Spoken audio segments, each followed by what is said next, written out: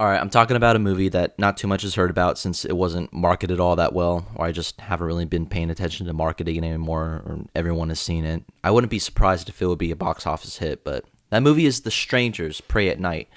Now, I should tread carefully, because for any of the hardcore fans of the Strangers cinematic universe, I haven't seen the first one that was released back in 2008. That was 10 years ago. But I can assume it was a home invasion film, judging by the tagline of the poster saying, "Because you were home." So I'm just making a safe assumption here. Also, I'm pretty sure I wouldn't have needed to see the original, considering there was nothing I have spotted that may have had any link or connection with the first one, so this movie very much stands as its own thing. And yeah, let me tell you, this movie was pretty bad, and probably a guilty pleasure of 2018 for me, honestly. Now, this newest installment to the Stranger series follows a family of four, a husband, a wife, son, and daughter, your typical American family, as they go on a road trip to meet up with their aunt and uncle because in that same area, the daughter is being shifted to a boarding school. And of course, the same night they arrive in the area, the home invading strangers got to the aunt and uncle, they killed them, and the family has to try and survive the night before the strangers kill them. This movie starting off, honestly, put a bad taste in my mouth, since most movies start with the opening credits, the director, the production design, every team they're presenting, but they're playing that 80s song Kids in America during the first verse, and it cuts off midway once the film suddenly cuts to nighttime. It was a very odd choice considering the strangers in the movie, they kill their victims while playing 80s music, which I honestly like, by the way, but for it to cut off and we don't hear the song again till 10 seconds after it cuts into the opening shot. So imagine Kids in America playing pretty loudly and then cuts to silence once the opening shot happens for 10 seconds and then rolls the truck into frame where they continue playing the song as the strangers slowly ease into the frame as well. It's a very odd choice, but just that whole opening scene was them killing the aunt and uncle, which then we get to the characters of the family that we're going to see get slaughtered, basically, which we get to the husband and the wife. Pretty typically flat characters from what we get. It seems like they love each other and nothing really going on with their marriage. Not really too much to the son either, other than he plays baseball with his friends, which is that's all that there is to his character. But then we get to the daughter, which possibly has the most substance to her character out of anybody in the movie. And that's how I mentioned earlier with the whole subplot of them shipping her to boarding school because she's like the angsty, edgy, and cool teenager that smokes and gets bad grades. There's even a line in there. I couldn't even believe it was happening, but it happened. And it was a scene where they go to this restaurant mid-trip and the daughter goes outside to smoke a cigarette. Her mom, weirdly enough, played by Christina Hendricks, goes outside with her and is like, "You can't keep making these mistakes." And, giving her this whole lecture and shit about boarding school. The daughter responds, she's all, "I'm a teenager, Mom. Teenagers make dumb mistakes all the time." As if it's given a rhyme or reason why she's doing what she chooses to do. It was just a horribly written line that seemed like the writer just tossed all that in there for any forced motivation that the main character has.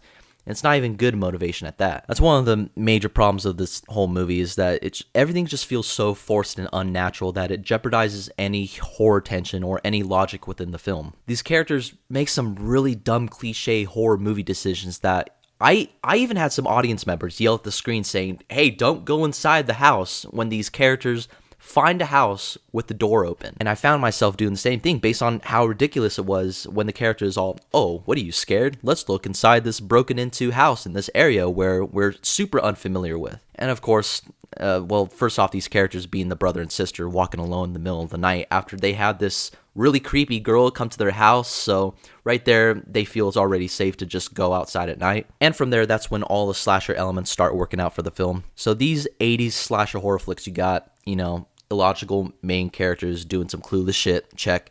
You got bad dialogue and some cheesy acting, check. And also, an excruciatingly important element, how the villains randomly teleport in some scenes, which is also something I wasn't really a fan of, especially in the old school horror movies, is how some of them would just teleport from here to there in an instant.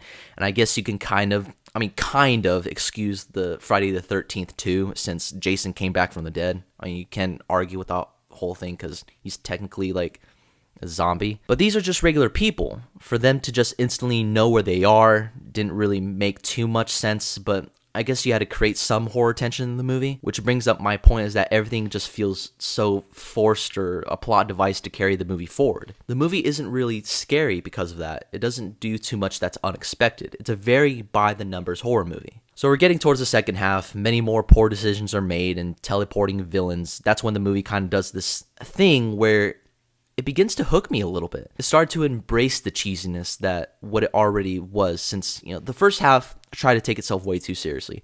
Like, these characters are doing dumb shit and expects you to care about them? Like, come on. Anyway, it reaches towards a moment where the mom and dad, they get murdered. They get killed. So it's up to the brother and the sister to survive. The daughter actually witnessed the mom get killed right in front of her as she's trying to explain that to her brother because her brother wasn't there when that happened. It's almost as if she couldn't really fully describe it based on how terrified she really was. Whoever that actress was did a really good job in that scene. She just couldn't get the words out of her mouth, just, again, like how terrified she was. From that moment, that's when they decide to fight back, and we get to a weird shift to the stranger's point of view, and weirdly enough, they begin making the same dumb decisions as the main characters make. One of them gets killed by the brother because she does a poor attempt to sneak up on him, and she ends up getting stabbed to death, which leads to the pool scene, which is actually my favorite moment of the movie. The other gets killed due to a shotgun blast to the chest, which, of course, how the shotgun gets there to begin with.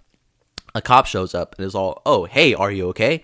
The moment that he pops on screen, and, right when you think the characters are safe, he gets killed. The whole cliche plot device when, the characters are safe, but they're really not. The daughter grabs a shotgun, shoots the girl, and they find the other dude and eventually kill him. The parts of the movie where these kids have to fight them back was pretty entertaining for the most part, but not entertaining enough to where it doesn't make me want to watch this movie probably ever again. And of course, the ending of the movie has to do the whole, are these villains, are they dead or are they not dead in the movie, where it's like, hey, we want to continue the Stranger's cinematic universe. Which, if you like these movies, it's fine. But you have to admit, this movie was pretty bad in terms of logical decision-making and bad characters. You can argue the style they were going for in an 80s slasher horror movie worked, but to an extent I agree because I have a soft spot for them too. But at the end of the day, it's very hard to say that this was even a good movie. And I say if you want to see The Strangers Prey at Night, just wait till the Netflix release.